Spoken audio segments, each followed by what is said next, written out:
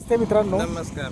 आज आपल्याकडे आपले जे बंधू भेटलेले आहेत. हां, असंच आम्ही वर्किंग करून येत होतो. हां, तर इथं आपले बंधूंची आपली गाठ मिळालेली आहे आणि ते बोरवलीला आधी जॉबला होते कॉन्ट्रॅक्टर म्हणून आणि सध्या ते तिथून आलेले आहेत. तर ते त्यांचा एक्सपिरियन्स फीडबॅक शेअर करतील.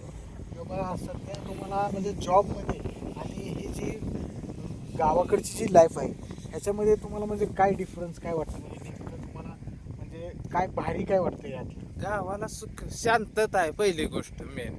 आणि काय दगदग नाही, काय नाही, ट्रेन पकडायला नको, धावतं जीवन नकोच. बरोबर अगदी एक शेळी घेतली होती 3,500 रुपयाला. बरोबर त्याची पिल्लं होत होत होत होत गेली. आणि आमच्या गावाला डोंगरी असल्यामुळे चारा भरपूर. एक अच्छा. शेळीची आता जवळजवळ माझ्याकडे 35 आहेत शेळ्या. बरोबर आणि भरपूर त्याच्यातनं फायदा आहे, फक्त त्याचं एक टेक्निक जुळलं पाहिजे. बरोबर. सगळ्याला शक्य नाही. सुरुवात शून्यातनं केली तर सक्सेस होणार. बरोबर फक्त कसं आहे, शून्यातनं नाही केलं तर ती सक्सेस होणार नाही. त्याला अनुभव यायला पाहिजे. एक घेतली, एकाची 2 झाली, 2ची 4 झाली, 4ची 5 झाली, अशी आता 35 आहेत शेळ्या माझ्या. तरी तुम्ही आता ह्याच्यातून तुम्हाला मंथली तुम्ही इन्कम किती जनरेट करू शकता? मंथली नाही, 6 महिन्याला अगदी 2 ते 2.5 लाख रुपये कुठं गेलेच नाही ते 6 महिन्याला. 6 महिन्याला 6 2 ते महिन्याला 2.5 आता लाख. माझ्याकडे जवळजवळ 25 पिल्लं आहे ती 10 शेळीच्या माग. आणि तुम्हाला ह्याच्यामध्ये म्हणजे तुमचं बेसिक ह्याला जे कॅपिटल भांडवल जे आहे म्हणतो भांडवल ते काय? भांडवल फक्त 3,500 रुपये मी गुंतवले होते. माझं नवीन लग्न झालं होतं ते. आता घरची म्हणली जरा 2 महिने येतात तर घरी बसून काय करायचं म्हणून एक घेतलेली शेळी फक्त 3,500 रुपयाचं भांडवल गुंतवलंय. आज त्याचं माझ्याकडे नाही म्हटलं तरी न सांगता येणार एवढं प्रॉफिट झालंय त्याला. मला सांगू शकत नाही मी की त्याच्यातनं एवढं उत्पन्न निघालंय म्हणून. म्हणजे अंदाजे 3,500 पासून तुम्ही सुरुवात केली. केली. 3,500चं एक तुम्ही आपले एक छोटस एक पिल्लू घेतलं पिल्लं म्हणा. घेतलं आणि आणि तिथून त्याचं आता ते तुमच्या एक 30-35 शेळ्या आहेत शेळ्या आहे ते आता अंदाजे. अंदाजे. आणि ह्याला डेली तुम्ही काय म्हणजे कसं हे मेंटेन करता काय? 2 तास संध्याकाळी आणि 2 तास सकाळी फक्त चारतो. त्याला म्हणजे चराय नेतो. बाकी दिवसभर ते आरामच करते, ते रिलॅक्सच असते ते एकदम. आणि बाकीचे पण तुमचे उद्योग काय शेती वगैरे पण शेती करता? साईड आहे की आपल्याकडे शेती पण. आता 5-6 पोती सोयाबीन झाले, आज गहू पेरायचा आहे, ज्वारी पेरली काल.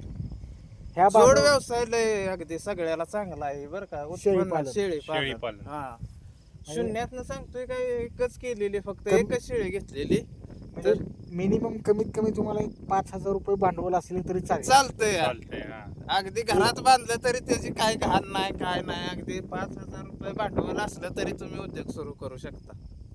आणि तुम्हाला इथं जास्तीत जास्त ह्या म्हणजे परिसरामध्ये चॅलेंजेस काय येतात तुम्हाला, म्हणजे अडचणी जे म्हणतो अडचणी आपण? काय आहेत तुम्हाला अडचणी या? फक्त पावसाचीच. त्याला लय पाऊस शूट होत नाही. अच्छा. बरं, बरं, पावसाळ्यात त्याची काळजी जर घेतली का नाही, 1-2 महिने किंवा 3 महिने पाऊस असेल तेव्हा त्याला काही सुद्धा नाही. त्याला 0 मेंटेनन्स आहे. त्याला 1 रुपयाची गोळी नाही, औषध नाही, डॉक्टर नाही, दवाई नाही. ते सगळं असं म्हणजे नॅचरलीच खातंय. आणि एवढी त्याला मागणी आहे की काय त्याला विचारूच नका. रोज त्याला गिरायक आहे. आता विकायचं म्हटलं तरी त्याचं 2-3 लाख रुपये कुठं गेलंच नाही. तर अशी नेऊन दिली ना तरी सुद्धा त्याला.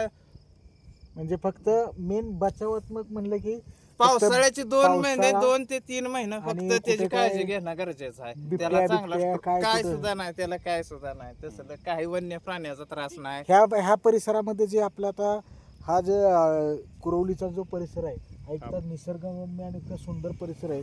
तर इकडे बाकीच्या ज्या वन्य प्राण्यांचा काय वावर असतोय का इकडे? डुकर आहे ती एक डुकर, पण त्याचं ते नासधूस पिकाची करते ते, ह्याला काय त्रास नाही.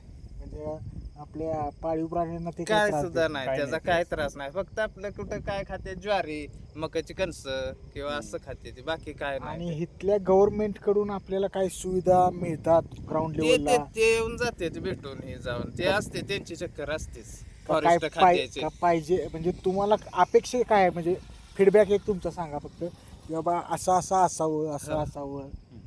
नाही काय तसं सगळं सजेशन तुमचे आम्ही विचारतोय की बाबा असं आमच्या भागात असं करा, तुम्ही इथं असं चेकपोस्ट करा किंवा काय असं आम्हाला नाही. ही सोय हाय, हे करा. सगळं नॅचरलीच आहे. इथं काहीच करू शकत म्हणजे नाही. इथं म्हणजे खर्चिकच काम आहे. इथं कोणीही काय करू शकत नाही. डोंगरी सगळं नॅचरलीच आहे. इथं त्याला किंवा काय इथे एखादी कंपनी आणा किंवा काय असं म्हणजे कंपनीचं हे जे चाललंय प्रोजेक्ट हे आता या थाप्यावर वैद्यकीय सुविधा काय आहेत का इथे? भरपूर आहे ते. डॉक्टर वगैरे इथे जवळपास काय तुम्हाला? नाही नाही नाही मग काय आता रात्रीच्या इमर्जन्सी काय आली तर मग कुठे जाता तुम्ही? इमर्जन्सी म्हणजे रात्रीच्या एखाद्याला काय अटॅक आला, काय आलं, काही इमर्जन्सी आली तर जवळपास वैद्यकीय सुविधा कुठे आहे का तुम्हाला? नाही इथं नाही जवळ इथं वडूच नाही तर मग डायरेक्ट सातारा. मग एक अर्धा तास लागतो का हो, वडूला अर्धा जायला? तास लागतो.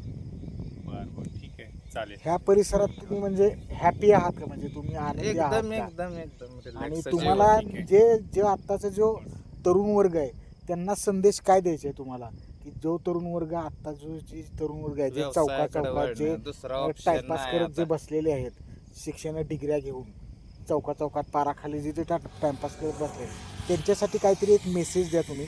व्यवसाय करा, छोटासा असं ना पण स्वतःचा व्यवसाय पाहिजे, बाकी काय नाही. आज जर टिकायचं असेल समाजात ह्या धावत्या युगात तर त्याला व्यवसाय छोटासा का होईना पण ते करणं गरजेचंच आहे. ते- तरच जमल, नाही तर शेती संग काही जमणार नाही. आणि बरोबर. त्याचं कौशल्य वगैरे कसं तुम्ही शिकायचंय ते ती स्वतः अनुभवातनं शिकायचं आहे. बरं ठीक अनुभव आहे हे सगळ्यात मोठा गुरु आहे.